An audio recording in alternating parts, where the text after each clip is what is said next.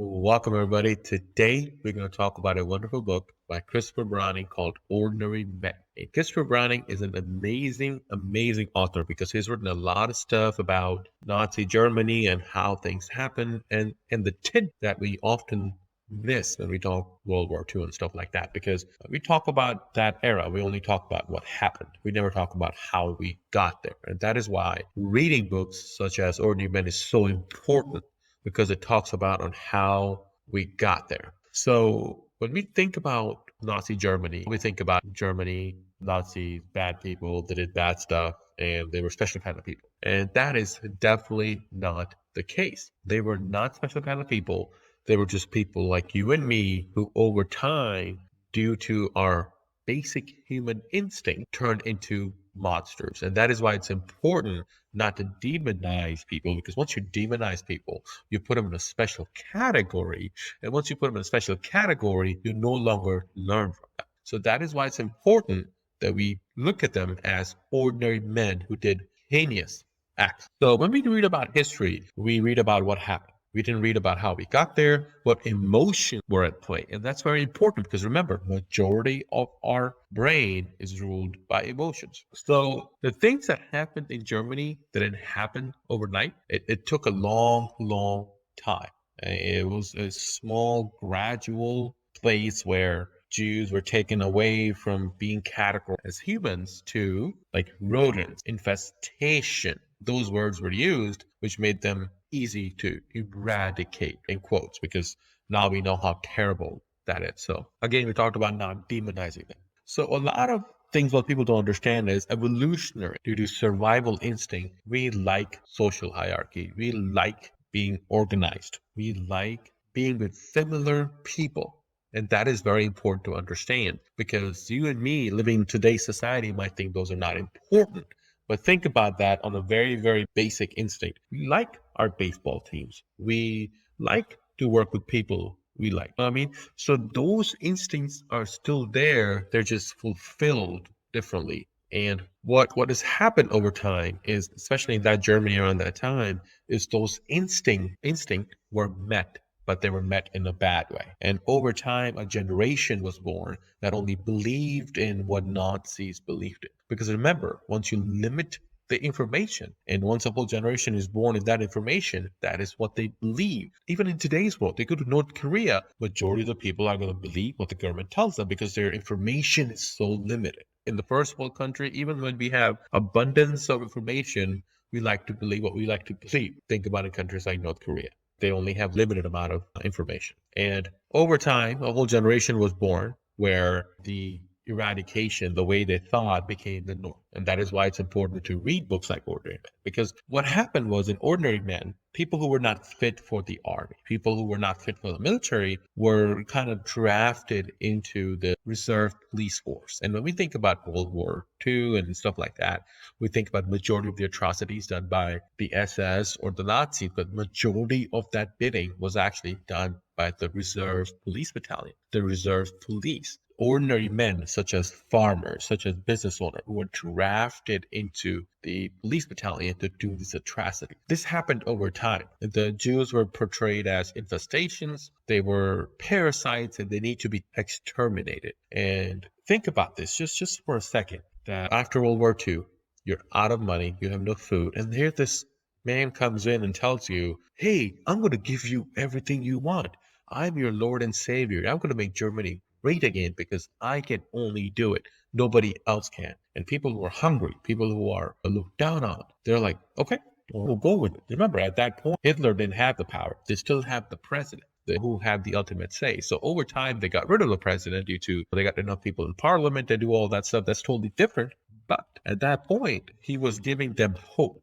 And people need hope. And when people are given hope, they will give up their liberties and freedoms. So over time, there's different decrees and limits how Germany can have military power, and Hitler comes in power and kind of finds a way around it, and he's sanctioned, but he still finds a way around it and stuff like that, and it creates the reserve battalion. And the only job of the reserve battalion is the army and military goes over, they do their thing, and the reserve battalion is behind them doing the atrocities and stuff that Hitler wants them to do, including killing females, kids, men, eradicating the Jews so they can have a clean German people taking over the land because they wanted resource. They were out of resources. And over time, the propaganda machine limited information and told, hey, the Jews are attacking us. They're parasites. They live in filth and they need to be eradicated. Because remember, it is very hard for one human to kill another human. It's nearly impossible. But if you tell them certain things, they will, because they're no longer considered human. Like even in African massacres, propaganda stated that these different tribes were not human. They were evil. They were just pure evil and they need to be eradicated. So it happens again and again. This is nothing new. It has happened since the time of human beings, since we started creating tribes. Before that, it was about resources. Then it became about power. But at the end of the day, it's always about somebody getting in power and fulfilling some sort of human need they have. So what are the terrible acts these ordinary men did? They did a lot of terrible. And I want to start with the prison experiment. We all kind of know the prison experiment. I think it happened in the 1900s and they gave power. What happened was they started an experiment where they were prisoners and they were just jailers. And the prisoners were there, but the jailers were taking care of the prisoners. And over time, what they saw is that if the jailers were not kept in check, they would become sadistic. They would start doing things that normal people would not do. And that is what I'm trying to get into this ordinary men is these are ordinary men recruited by Hitler, but they did sadistic things over time. Ordinary men can do sadistic things. And then small massacres led to big things. Resettlements, rounds, they led to killing thousands and thousands of, and over time, like it became a game for them. Just for example, you live in an environment where the more you do, the more you reward it. So that's what happens. These people, these low-level people, they were upping their body count. They would, at first, they would justify it, but after a while, it became like the more people you kill, the higher chance of promotion. So that's what they did. They wanted people to be proud of them. They wanted to go up on the ladder, and they killed people for that. They even killed people who fought for them in World War I as their own fellow soldier, and they even executed them because they were Jews. So it's amazing if you look at it how normal people were just doing atrocities. And remember, even though they were able to override a lot of their instincts, they still had that back of their mind that what they're doing is not. Because it's not easy to kill people. You go and you shoot them in the head. You're seeing dead bodies. It messes you up. It does. So they were compensating that with a lot of, and they were trying to numb their pain. And over time, they become cruel because they had to create that block in order to do their job. It happens today. It has happened from the time. Even if you see from Civil War, you see these people taking pictures, you see them in shell shock. It's always happened. It's not normal for one human to kill another human. And it's easy to justify in the moment because we need some sort of justification. Without justification, it's very hard to carry your duty. So, for example, one of the soldiers, and they're now pulling people out and executing. So one of the people justified as, hey, one of my fellow neighbor shot, but then I shot the female and the child because, well, it was easy for me to justify because the child could not live without the mother. So those little things matter. And then over time, the Jews were kind of portrayed as like we portray our animals. We eat meat, we eat all those stuff. We know how factory farming is, but we still love our hamburgers. We still love our chicken burgers. We know how it is. We really don't, we put it on the back of our mind. We really don't think about it that much. That's what the German population was doing at that point. They put it on the back of their mind. They weren't thinking about what was happening to the Jewish population because they were getting benefits in the short term. So over time, like for example, if there's any other population here, there's invasive species, we go out, we're like, hey, kill the invasive species. We don't think about it. The same thing happened with the Jewish. The population swelled, and they would go out to shoot people just to reduce the population because it's hard to take care of the population because they're not considered humans. So those were some of the evil acts done by ordinary men. And of course, if you want to know more of the stuff they did, go ahead and review the extended analysis. I'll have the link below.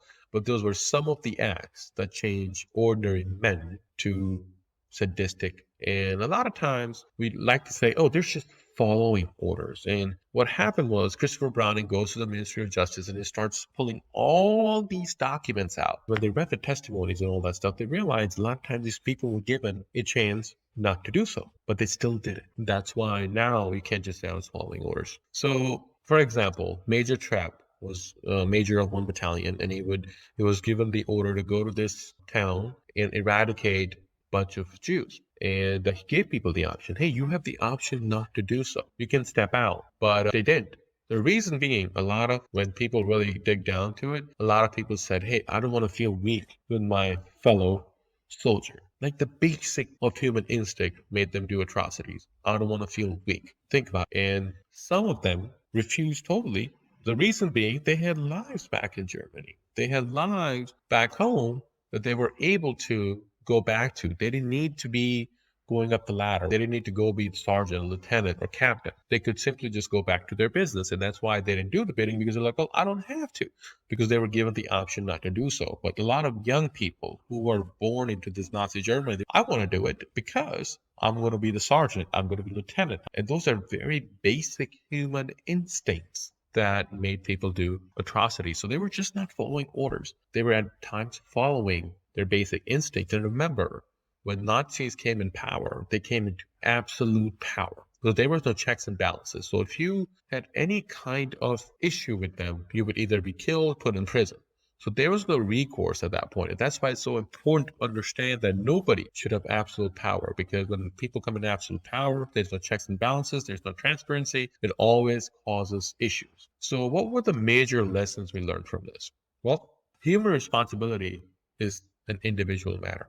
We all have to be responsible. The second thing is, if anyone tells us that any culture, race, religion is considered less than human, that should raise concerns for everybody. And this is one of the hardest things we have to remember, is no one should have absolute power. There should be always checks and balances, because there's people going to come in and they're going to say, hey, I'm the only one who can save you. This is going to hell and all that. But no one person can make it better for you. It is an individual responsibility, and we can work as a collective to make it better for everybody. But no one person can change your whole life or make it better. And it is very easy to fall into systems where sometimes we're concerned about other facts. We're concerned about BS stuff. Oh, this is what culturally going on. But we have to keep in mind that people who are in power are kept in check. People who are making sure that our day-to-day life works are kept in check. So those things are very, very important. And one of the biggest things that we should keep in mind is when the government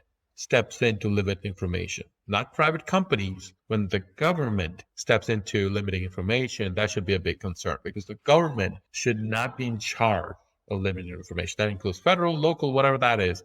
Because once the information starts getting limited, they'll be able to change your thoughts. And so forget about Facebook, Twitter, all these things. They are private companies. There's always going to be more private companies. But when the government comes in and say, hey, you can't have this, that should raise concerns, because that's how people get into power. So a very interesting book. I'm going to leave the link below. Go ahead and definitely give it a try. The extended analysis for all this stuff is going to be in the link below on my personal website, abesherman.com. Go check it out.